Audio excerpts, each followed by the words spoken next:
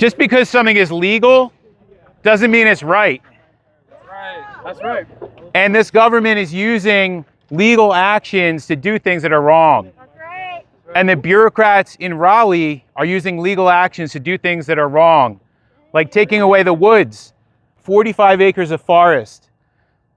It's been home to animals, it's been home to native trees, it's been a space for students to go and learn, for professors to conduct research, for the community to use as a green space and walking trails.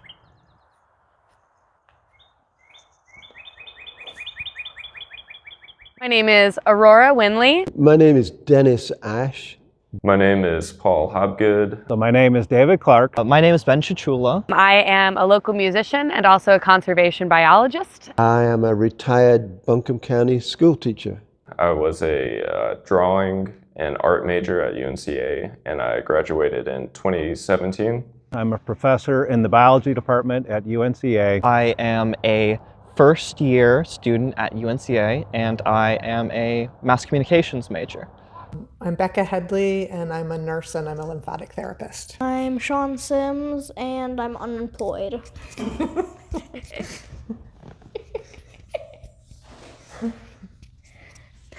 Eva Grace Sims, occupation none. I think my favorite memory in the woods is Sean having his 8th birthday party there, and they had a treasure hunt, and the kids set up like different hiding things in different places for their friends to find, and just having the woods nearby and something that was a place for us to build fairy houses and leave offerings at the fairy tree and play on the balance beam and explore. Like the kids really had a chance to explore in a way that they don't have otherwise. Just thinking about college, I always think of some space that has a lot of green space and a lot of space outdoors where I can study. And yeah, it would impact my choice a lot. Because like, again, there's not, just kind of walking around campus, there's not like that much green space. There's not that much kind of place outdoors, and especially because there's a lot of buildings, and you know, just not to have that forest, the woods. Yeah, it would definitely impact my decision a lot. Before this whole thing, I was considering like way in the future, would I come here? And I was thinking yes, but now I may have to change my mind if the woods gets turned into developed land. What about when you and Walt and Barnaby would go and pretend figure out how to survive? Oh yeah, we built shelters and figured out a water source and such. That was fun. You got really bad poison ivy one day. And I got really bad poison ivy one day. After Helene, there was like all the turned over trees, so I found like a tree that had been turned over, and there was all the roots sticking out, but there was like some spot kind of underneath it, and I put like long sticks over it and made a little shelter that went underground. Well, now we can't go in there, so I can't put it out, but I was making a rope ladder to try and get up into like this tree branch that was like 12, 13 feet tall, so a decent height. We lost so much of our canopy. We lost so many trees, and those are carbon sequestering species that we need. We need that air filtration, and to choose to take down more canopy for further development just seems so short-sighted to me. We need every tree we can get, and that it has known habitat, that has sheltering great horned owls in it, that has bears in it, that you know is being used the way that nature intends for it to be used.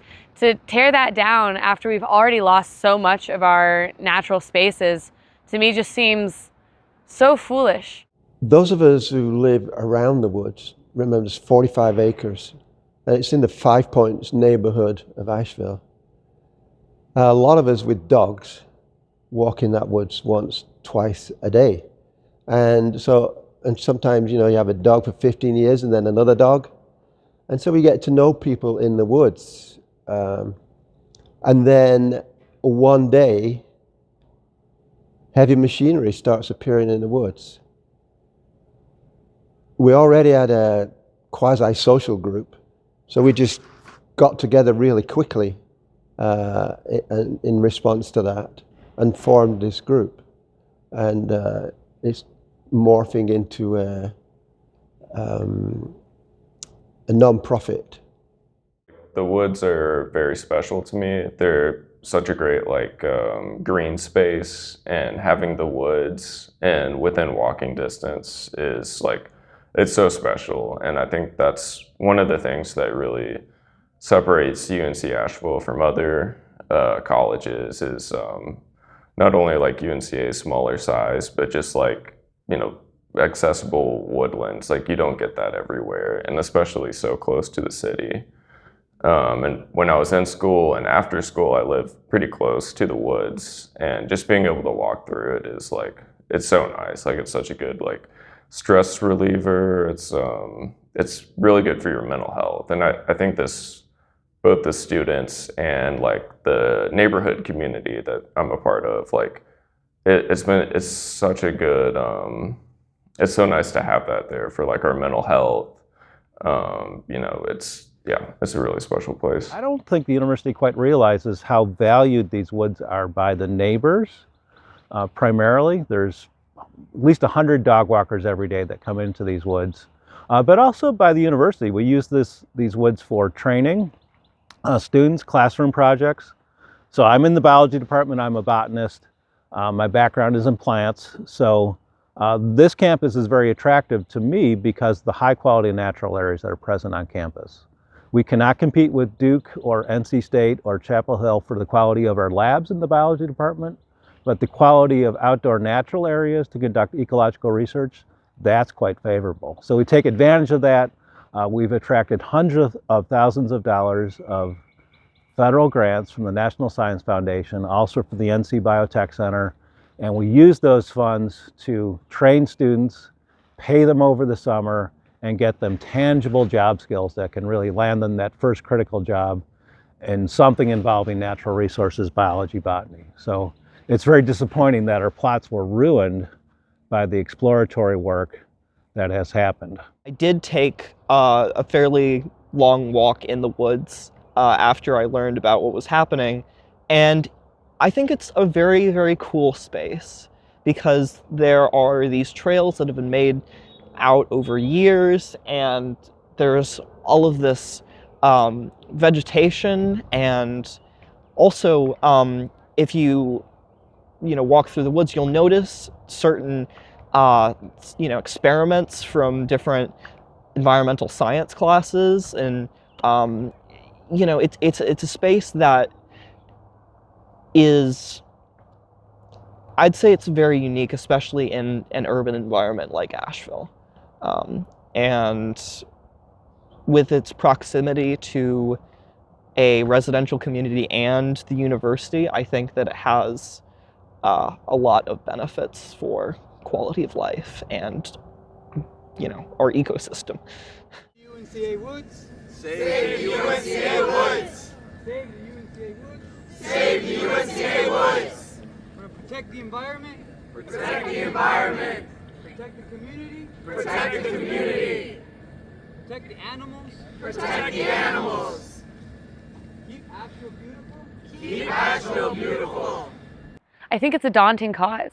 I think that it's a citizen effort to try to stop something from happening that we don't really have the power to stop. The fundraiser was to raise funds to try to get the word out. I think I'm not entirely sure what all the funds were being used for, a campaign to try to spread awareness about the issue. But in the end, no amount of money we could have raised can actually convince UNCA to do something differently. It's about UNCA doing the right thing. And so, as far as a benefit concert, it felt like camaraderie. It was good to be with other people who felt the cause and who wanted to see that change and who wanted to raise money so that we could get the word out. But there was also this kind of a daunting feeling of like, what if this doesn't do it? I was hearing that some people are saying, well, students on campus today, they're apathetic. They've just got their heads in their phones and their laptops on social media, and they don't look up. They don't care, they don't get involved. And I thought, I don't believe that. I was a student on campus a long time ago. We didn't have access to all this technology. But it was just exciting being on campus with other students. And that's when my life took off. So I thought, we've got to get around this seeming apathy and lack of involvement. We need you to just spread the word. And just last night at 10:30, I got a text from a person who's part of the leadership of the Sunrise Movement to attend a meeting tomorrow lunchtime on the quad. And I canceled everything else I was doing because it's so important that outreach, that we have a face-to-face meeting. And I'm hoping that group could form a nucleus and bring other people into the movement. I have to say, the woods have been an open space for decades, generations. And then recently all these signs went up all around every possible entrance to the woods saying, this is university property. This property is owned by the University of North Carolina. And then a few weeks ago, a black bear and her cubs crossed over into the chancellor's property, crossed a fence, and destroyed the fence as they went in there. It was always a favorite spot for bears, even before that house was there.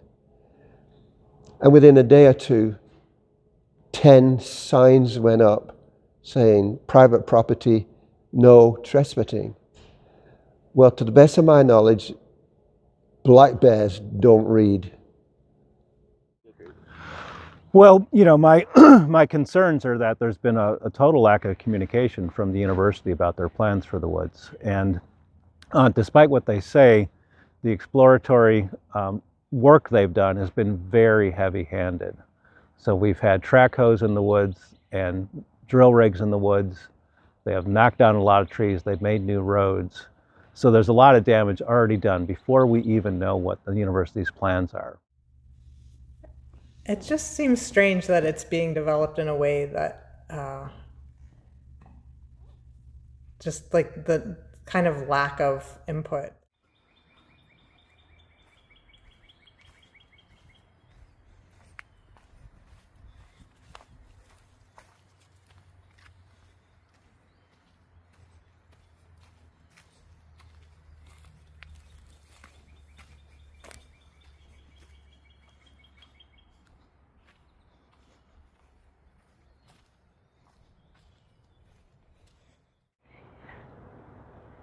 I feel like this choice to prioritize new development over a community resource, which is what the forest is. It's a community resource for humans and for wildlife alike.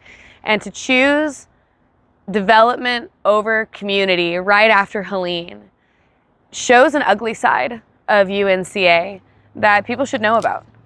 And it's not surprising, because colleges are for-profit places. But Asheville is a small town, and a lot of our student body comes from very locally. And I think if UNCA wants to maintain their good name, that recognizing what the community values about this university and its choices are things that they should factor into their decision making. That we value those woods, not only as a recreational space, it's a research space. Students study there, and we're sitting in the botanical gardens, and this is a beautiful natural space, but this is not woods. This is not a natural ecosystem. This is a landscaped ecosystem. And having access to an actual forest ecosystem on campus is so valuable for so many of the majors that are here, that are so valuable for the students. It is a teaching space, and it's one that we need for some of the most important majors that you have here at UNCA, and to lose it is actually going to cripple the university. Those students are now going to have to travel for their research, when before they could literally just walk to the woods that were around the corner.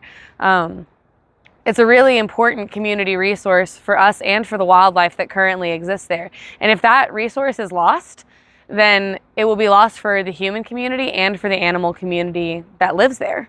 And those animals will have to go somewhere else. You don't want bears digging in your trash. You probably shouldn't tear down their home and the place where they eat and find their natural sources of food.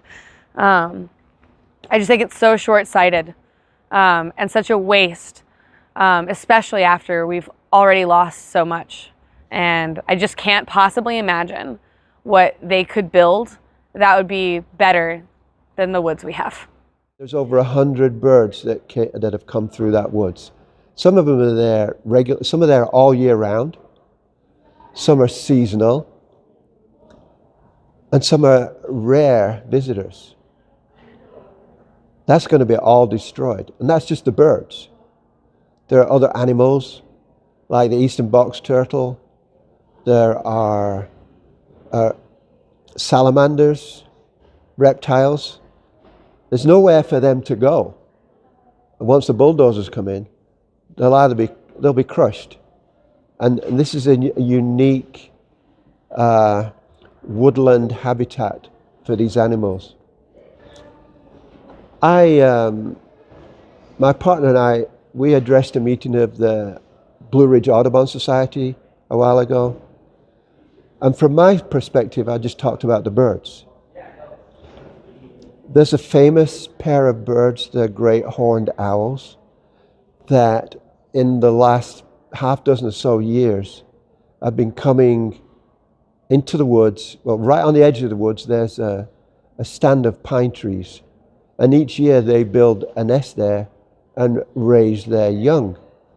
And that attracts birders from all over the place. And photographs of those owls they go international. This year, ironically, the owls chose to build their nest in a tree a few yards from the Chancellor's house. So when she goes home in the evening, that's when they become alive. They're nocturnal. They start calling, they fly around, and that's a great opportunity. If I lived in that house right there, I'd be out every evening with binoculars looking at it. There's also a magnificent pair of pileated woodpeckers. And we always know they're there because they're the loudest when they're drilling on the trees. Well, as a result of Helene, their tree house fell down. But they stuck around, so they must be finding a suitable place somewhere. There are other woodpeckers. There are the year-round birds that you see coming to the bird feeders. And during the winter, especially, they needed local bird feeders because a lot of the habitat was destroyed. Right now, they're in their breeding colors. Breeding plumage. They're starting building their nests in the woods to have their young for this season. In a week or two, as it gets a bit warmer, there'll be birds flying up from South America, from Texas, on the way north. And they will pause in the woods for a day or two to rest and refuel before going on. And then when the weather gets warmer, you'll have all the warblers, the insect eaters, who, if you go into the woods in the summer, particularly first thing in the morning, there's these beautiful songs that they sing. I can't see that all being destroyed by heavy mechanical machinery, knocking down trees and putting up concrete And that those sounds that I've been listening for 20 years, those birds I've been seeing for 20 years, the turtles I've been seeing for 20 years, and the snakes will be gone forever. It won't come back if the university destroys those woods.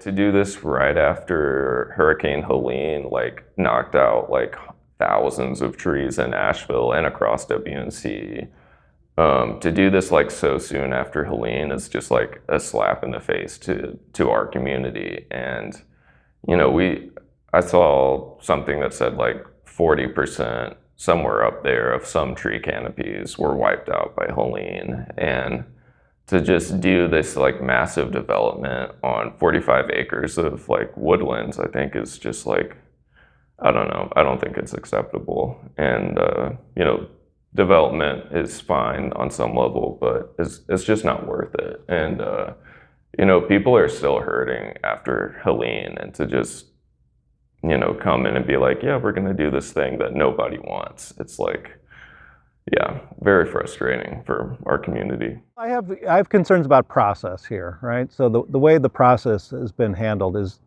very disrespectful to the neighbors, to the faculty, to everyone on campus. It seems like this has been imposed on us without any consultation.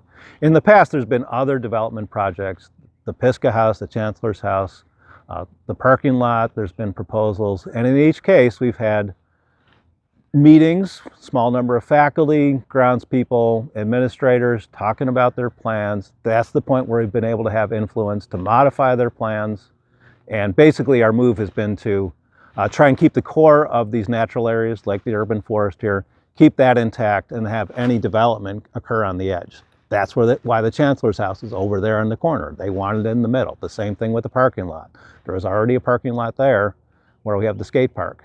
Well, now they just put up a little too much, I think, barbed wire and HID lights and safety signs, but that was not going into any green space. So I have concerns about the process, and we are definitely willing to help the administration come up with an ecologically favorable outcome on this.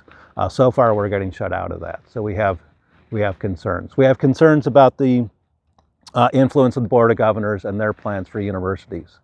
It cannot be true that they simultaneously underfund the university and then say we have to run money. There's a $7 billion surplus in the state coffers that can be used.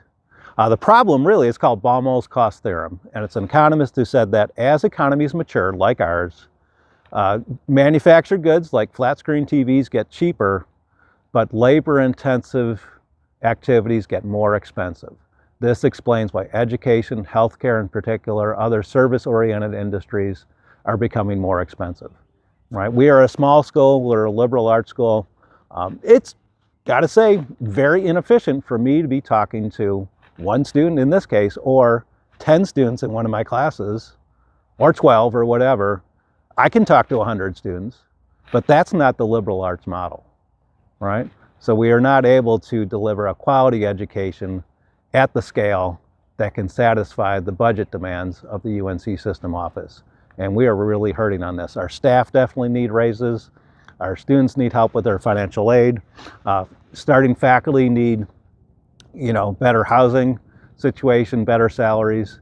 So there are some very real pressures on the budget of the university and our ability to cover that.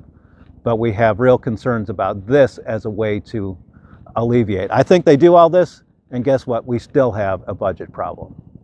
All right, they said, well, we have a budget shortfall of $6 million. That's the fires. And we'll fire the adjuncts. Well, if you do the math, if you want to solve your budget problem by firing adjuncts, you need to fire 2,000 of them. Well, we don't have that many, do we? Right? So I think the budget problems are a bit of a smokescreen. Yes, the budget problems are there, they exist, they're real. We want to talk with people about solving those.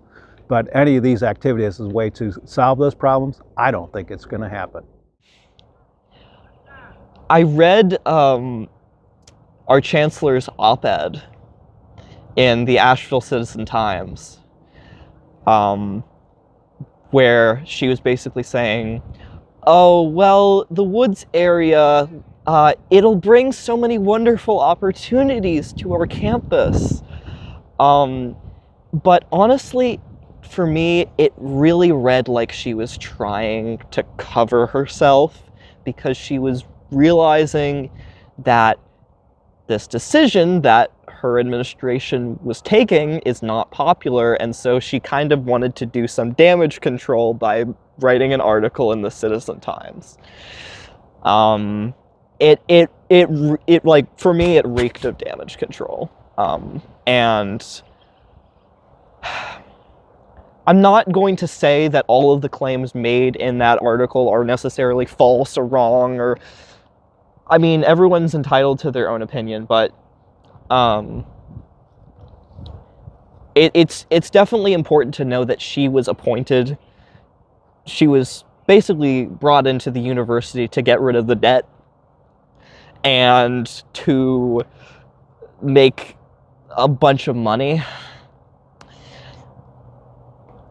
So for me, I kind of doubt, I don't know, I